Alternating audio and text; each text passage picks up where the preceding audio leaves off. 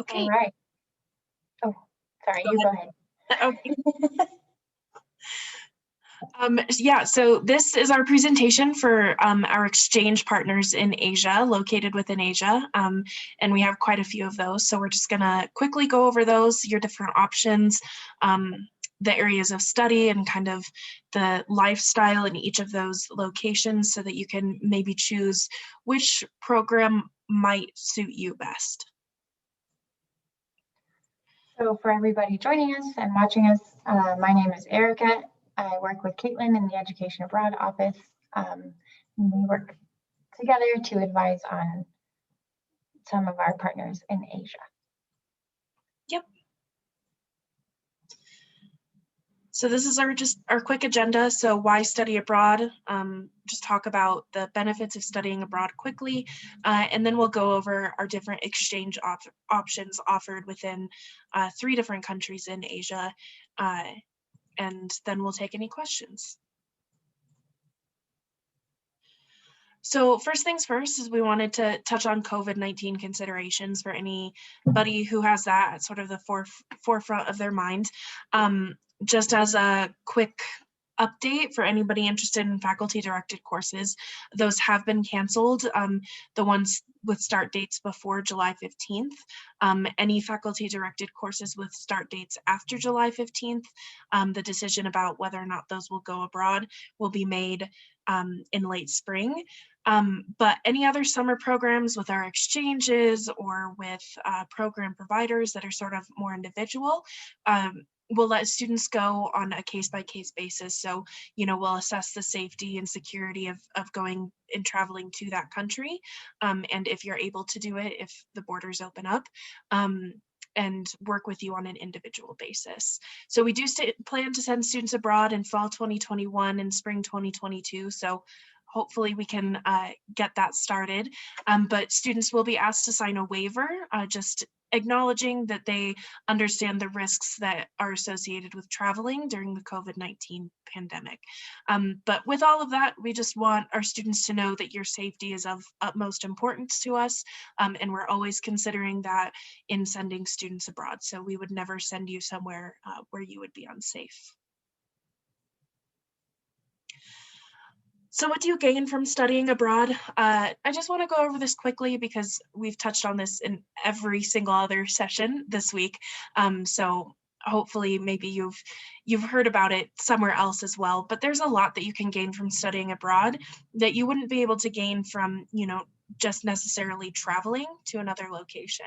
So the first thing is that you get to meet locals, you get to meet people from local communities, you get to meet other people from around the world, and maybe even people from the United States studying or living in the location where you'll be participating in your exchange, which is really something that you don't necessarily get to do when you just go traveling.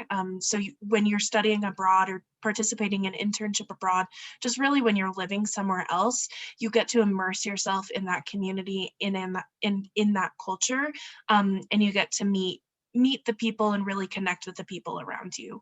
So with that, you do create like a global network that you otherwise wouldn't be able to create during your time at the University of Wyoming. We have a lot of international students here. We have a lot of really great professors here, but being able to travel and live in another country and study or work in another country really unlocks that opportunity to expand your network. And so we'll talk about that a little bit later in this presentation, but a lot of our universities, especially the universities in Asia, have some really great connections. And especially if you're looking for something in the professional market, that might be really beneficial for you moving forward post-graduation. In addition to that, living abroad, studying abroad allows you to gain transferable skills that employers and admissions committees for like grad school and any other sort of professional programs that you might be applying for post-graduation are looking for. So skills like problem solving, being able to work under pressure, being independent, being able to communicate across cultures are all really important skills to have this day and age, especially as our job market is turning into a more virtual one. I think that makes our job market even more global than it was before. So those are all really important skills that you may be able to gain here at the University of Wyoming, but living abroad really allows you to hone in on those skills and gives you very specific examples to be able to talk about in job interviews and relate back to when doing things on the job. So with all of that, that allows you to unlock new opportunities that otherwise you may not have had in the past or prior to going on an education abroad program. So just quickly, only about 10% of US undergraduate students actually go abroad or study abroad during their time at the university.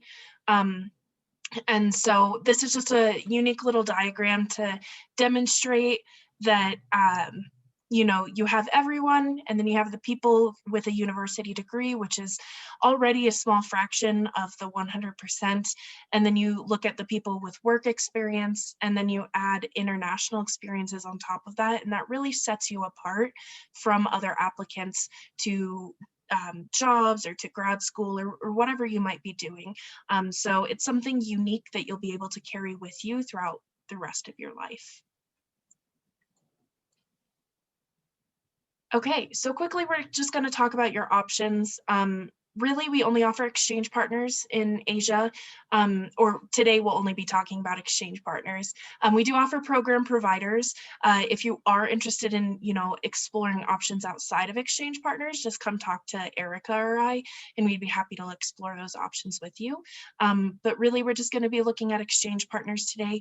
And our exchange partners are where you go abroad to a university, you pay UW tuition and fees, so you're paying what you're paying here at UW. You pay the cost of living to the university that you'll be studying at. So you may live in residence halls, you might live in dorms or student apartments, or you might live off campus, just depending on the program. And then you earn transfer credit either for a semester or an academic year.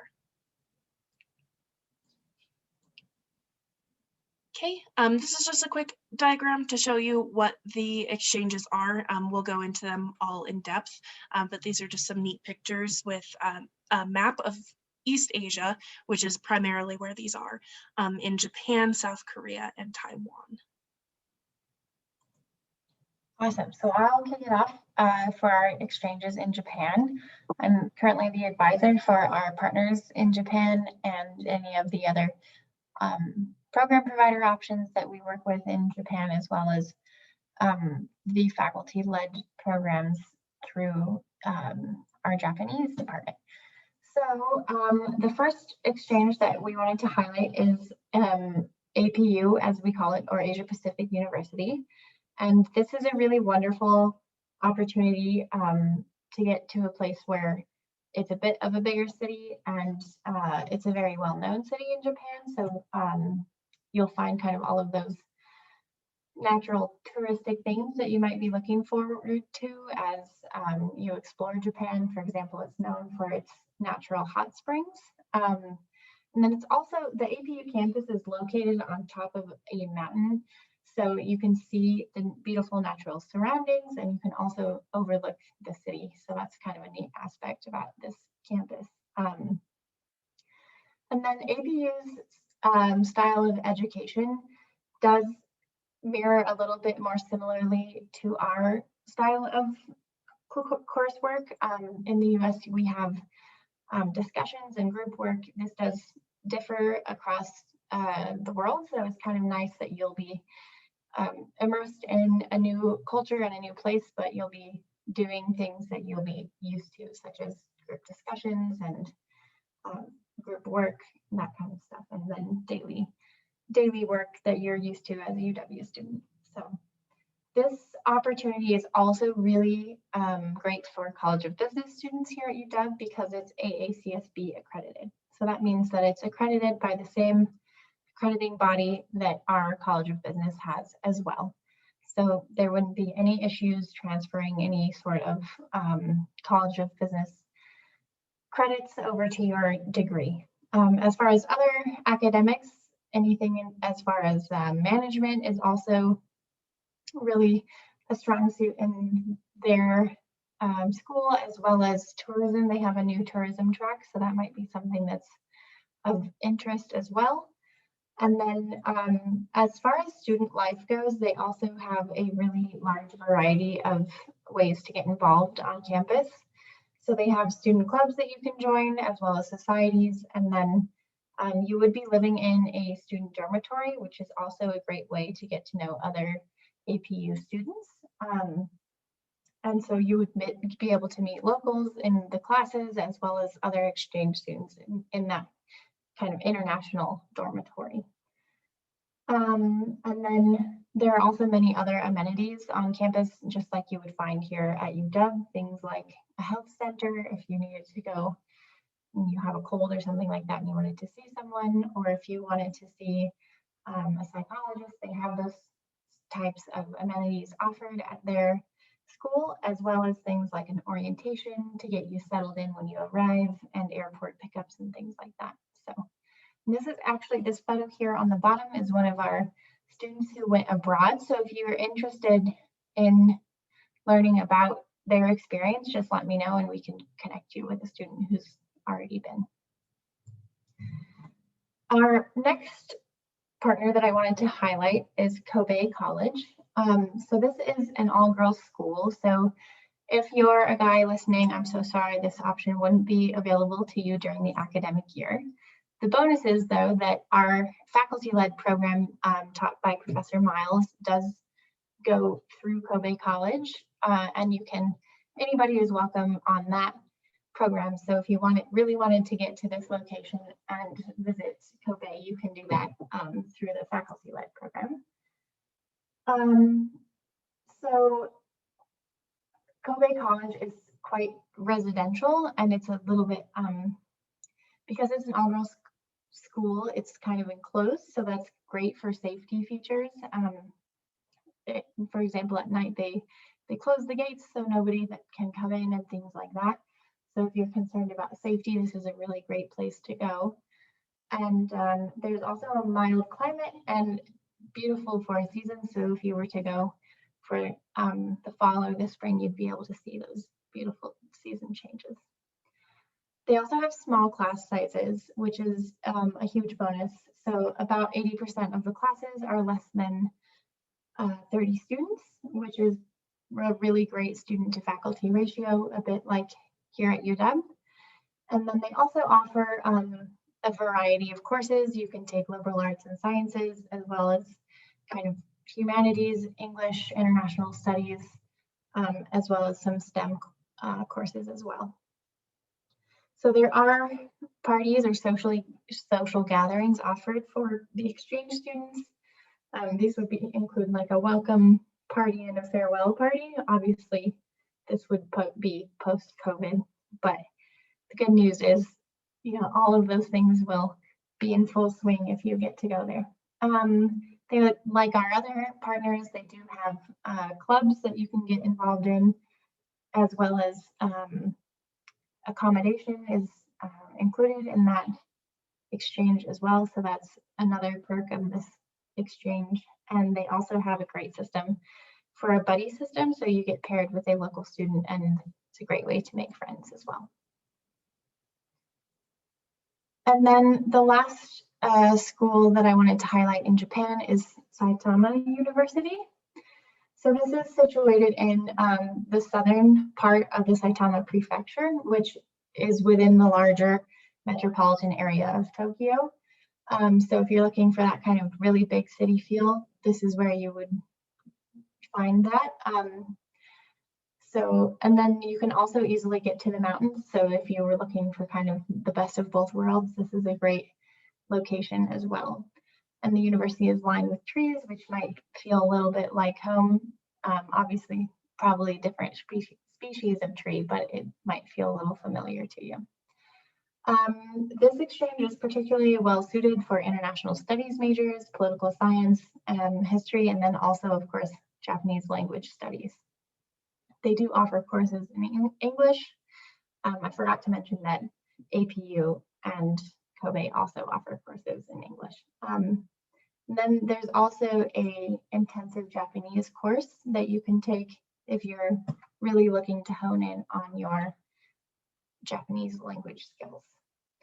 So like our other partners, there is a really flourishing student club and student society atmosphere at Saitama University, and they have a lot of international students, so you would feel welcomed and ready to be integrated into the campus there as well.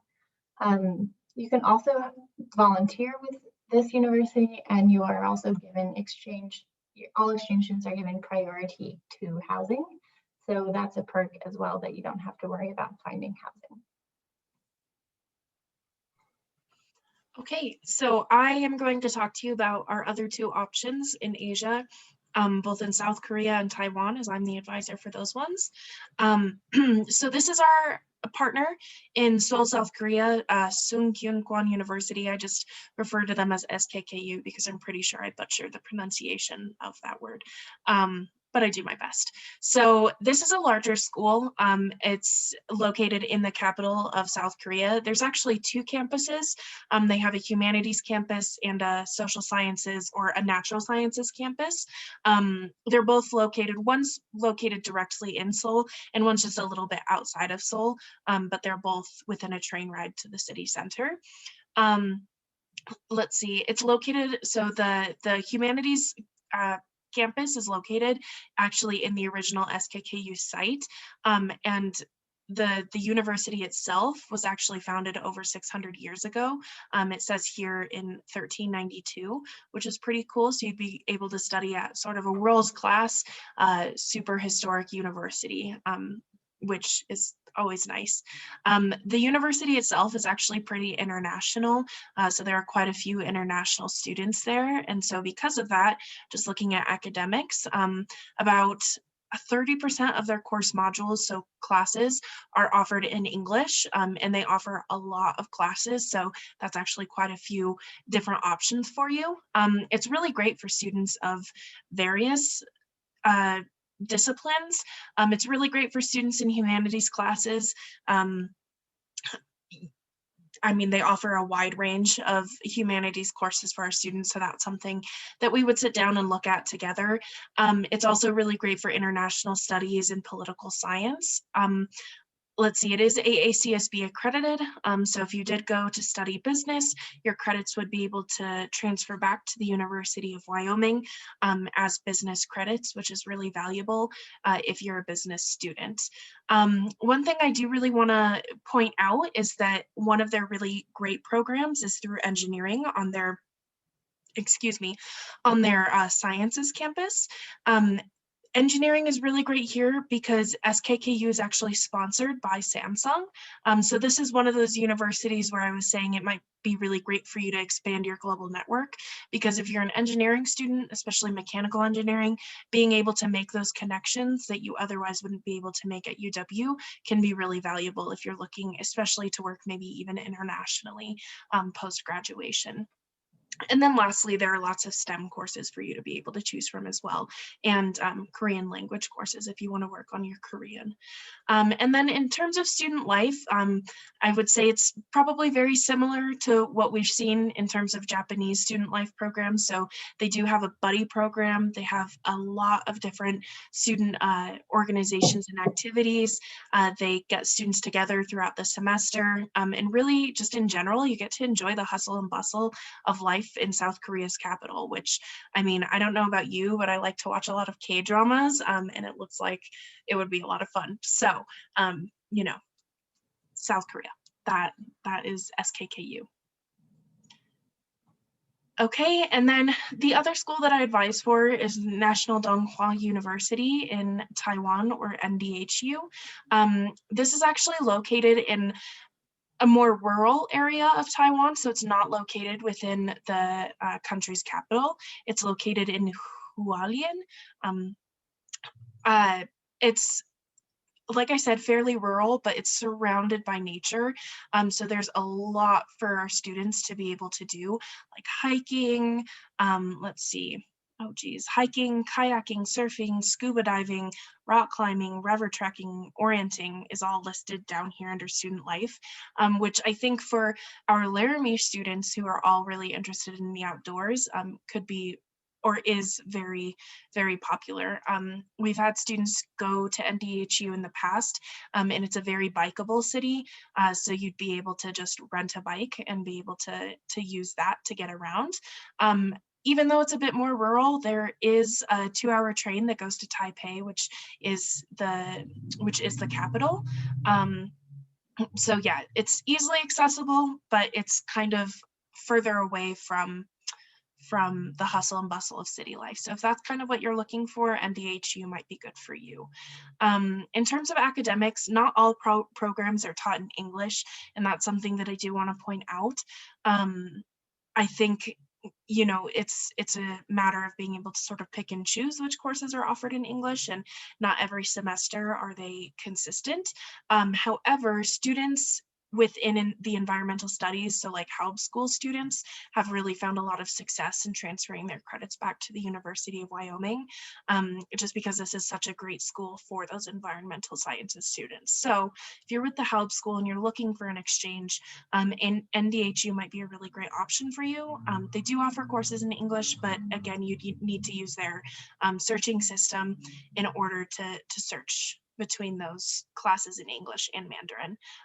However, if you wanted to learn Mandarin, Taiwan's a really great place to do so. And then in terms of student life, like I mentioned, there's a lot of outdoor stuff to do. Transportation is fast, it's convenient in comparison to Wyoming. It's really difficult to get around without a car. In Taiwan, you don't need that. And you can really, you know, travel to Taipei and be able to travel to other, you know, Asian countries in the local region for fairly cheap, I guess, in comparison to flying out from the United States. So you'd be able to maybe visit Singapore. What else is nearby? Thailand. I can't even think of the map in my head, but there's quite a few different regions within the area that you could visit. So it's Taiwan. All right, so before we move on, I just want to make sure there aren't any questions about the specific universities that we talked about or the locations that we covered. I've looked at Kobe College before, and I saw that it said it was a Christian college, like very, very strong faith going on. And I was wondering, would it be a requirement to be more religious Christian-wise to go? Like, would there be prejudice or something? That is a great question. No, there is no requirement of any sort of practicing of religions. It is a Christian college, so you'll probably find that you'll see, you know, like references fairly often to Christianity and that kind of thing, but nobody's going to say you need to pray today. So that's a great question.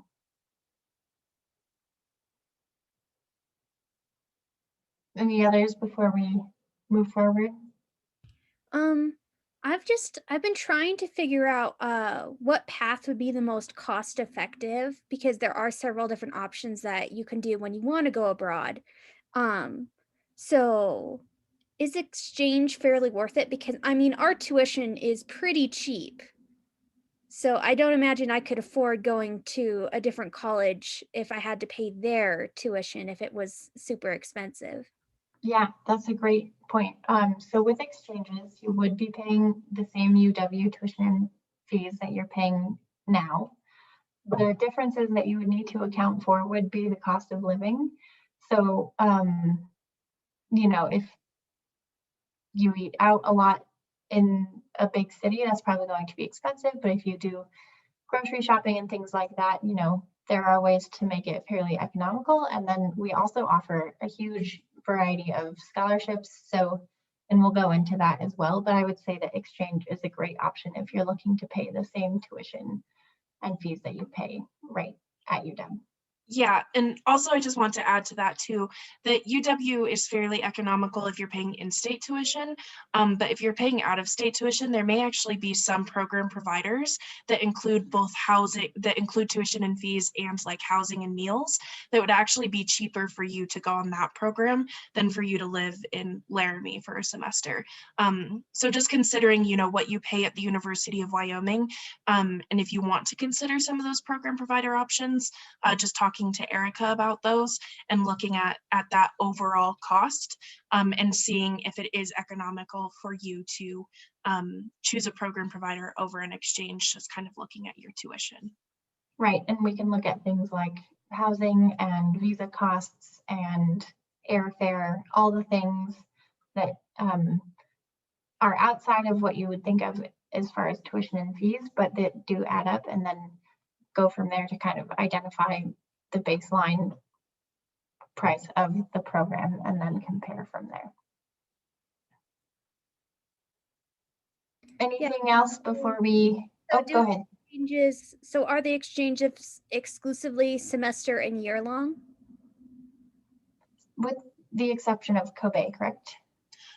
There are a couple of exchanges that do have summer programs. I'm thinking specifically of SKKU. They do have an international summer semester, and they will accept students on an exchange spot. And so you would be able to pay UW tuition and fees. You would take like 3 to 6 credit hours, but that's really the only one that I can think of. Most of there's our also exchanges. Singapore, our partner in Singapore offers a summer program as well. Yeah, their GEM Right. Trailblazers program. Yeah. Mhm. So yeah, so there are some options, but that's like the exception to the rule. For the most part, most of our exchanges are either semester or year long. Okay, like if I went for a semester, what would be the credit hour expectations? At least, Great question. Go ahead, Caitlin. okay. At least full time. So you would need to take at least 12 credit hours, and then it depends on whether or not there's like a cap to the amount of credit hours that you can take at the university that you're going to. Sometimes they may cap you at like 15 or 18, but it is expected that you're going as a full-time student. Yeah.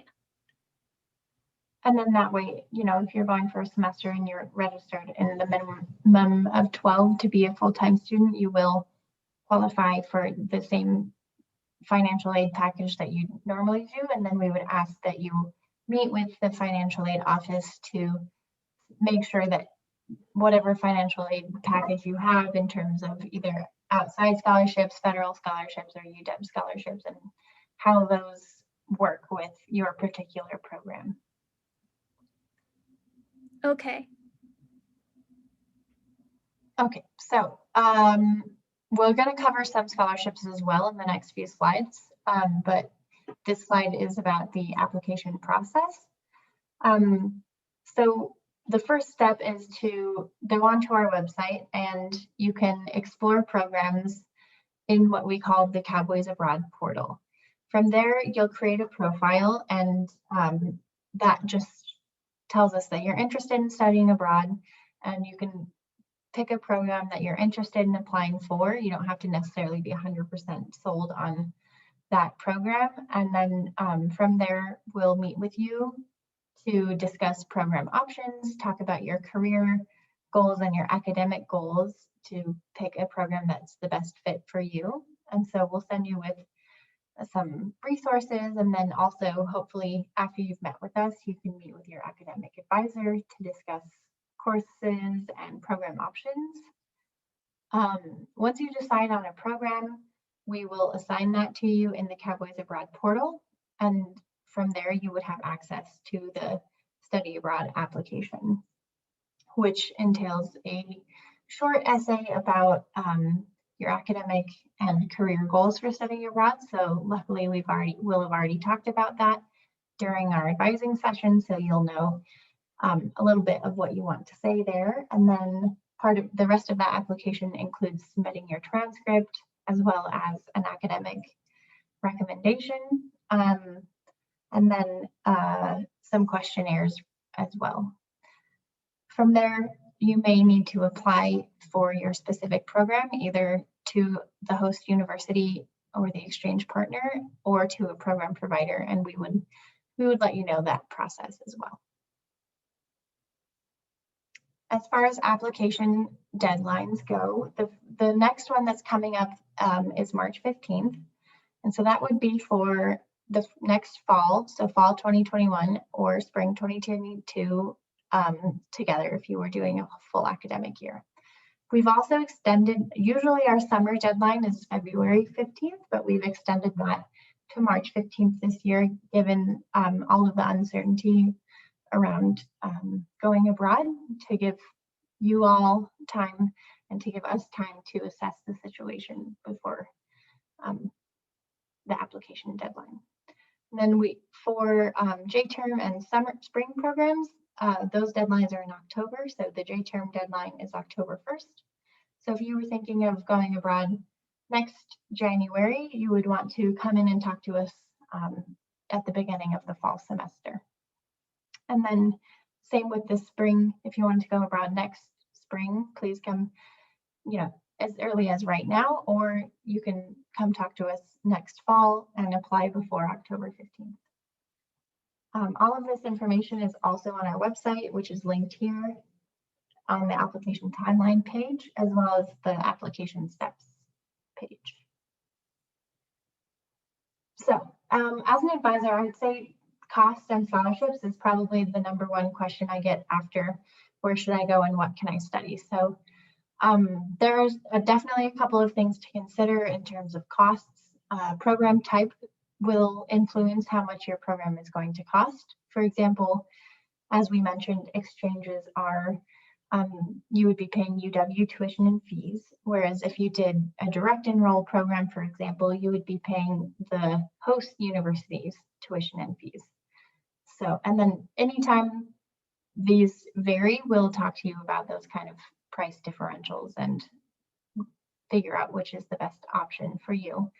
Another thing to consider would be location. For example, when I lived in Paris, that was a very large city, so the cost of living was a lot higher than when I lived in a rural or more rural town in France that was smaller. The cost of living was a little bit lower. So those are things that you can consider as well.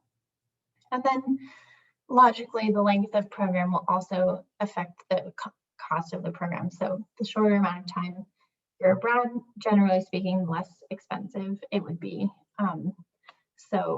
And then other things to consider outside of those three that I just mentioned would be airfare. Sometimes we do receive flight vouchers from our program providers. So if that's an option, we would let you know. And then also costs like visa expenses or passports are things that we will let you know about during the application process. Housing, that will depend on your program type. For example, most program provider opportunities have the housing fees included in their program fee, whereas depending on the exchange, sometimes that's included and sometimes it's out of pocket an expense to include when you're budgeting for your program. Excuse me. As far as scholarships, I think I've talked to you, Felicity, about the Cheney scholarships, correct? Yes, but wasn't that for only freshmen? No, so that's a great question. So that scholarship is for the one that we launched this past spring was the planning scholarship through the Cheney funds, but we also have the Cheney International Scholarship for study abroad, which is not limited to freshmen. It's open to anybody applying to study abroad who has a 3.0 GPA and sophomore standing, so 30 credits. And this would be up to 2,500. I will say that this year,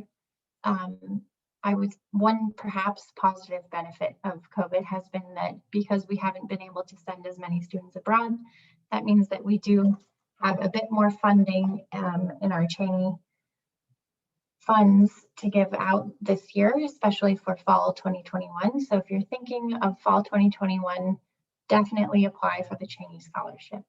And that would be on WYO scholarships, and you can search for study abroad or specifically Cheney, and those will come up. Then there's also the UWYO scholarship. That one is also up to $2,500. It is through the UWYO Federal Credit Union, so you would apply, and then if you receive the scholarship, you would need to open an account through their bank. That's something you can put something as little as $5 in, and that counts. So, and then also I want to highlight our program provider scholarships. Each program provider that we work with also has a finances page where you can find information about the different scholarships that they offer. Most offer need-based scholarships in addition to merit-based, so there's definitely a lot to explore. And then also within UW, there are college and department specific scholarships.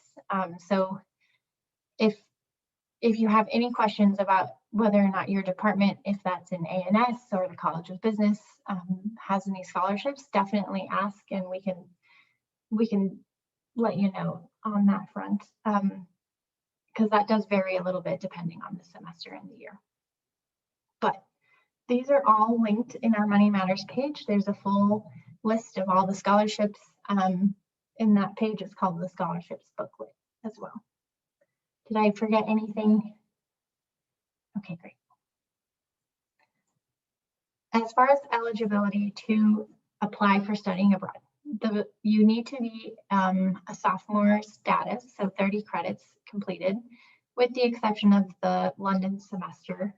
And if you're interested in that, please do reach out and we can discuss that option as well. Some of the faculty-led also permit freshmen to go abroad. So, but generally speaking, for most of our programs, sophomore status.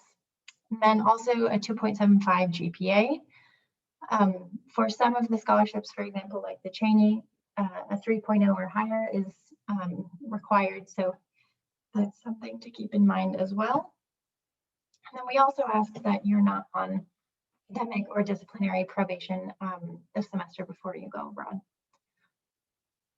And then as part of the process, we do require that you meet with us, and that's to make sure that you have advising, so that you find programs that are good fits for your academic goals and your professional goals, and so that we can make sure that we know if you're going abroad. So with that, that's kind of the end of what we wanted to cover content-wise today. If you participate in the SOAR program, you can scan this QR code here, and it will give you some points towards your cultural competency section. And then we're also offering a prize bag for participating in the fair. If you want to win some UWYO Abroad swag, that would be a t-shirt or and some reusable utensils with our brand on it, as well as a cute little safety kit. What's that called? First aid kit. Got it. I was trying to unmute myself and then you got it. Please, you can scan this, or the link is also on our fair page. One of the questions of that contest is a secret location. So we've been revealing clues each day of the fair. Today's clue for the secret location is that this city is home to a famous Christmas market. Our other clues were that we do have 2 exchanges in this city, and it is also home to the European Court of Human Rights. So some other things to keep in mind, Felicity, these might be great thing to maybe screenshot or look up afterwards. We do have some exciting events coming up. That would be on February 22nd is National Study Abroad Day. So look forward to some events from our office, including a Gilman Scholarship Workshop. So the Gilman Scholarship is up to $5,000 for students who are Pell eligible. So if you're Pell eligible, please consider coming to this workshop. And then, as I mentioned, our study abroad application deadline is March 15th. If you're interested going abroad for the summer or next fall, do get in to see us. We're advising on Zoom, and we'll walk you through that process. We're also hoping to host a Diversity, Equity, and Inclusion Week in March. So things like inclusivity abroad and identities abroad, those sorts of topics are things that we'll be covering during that week.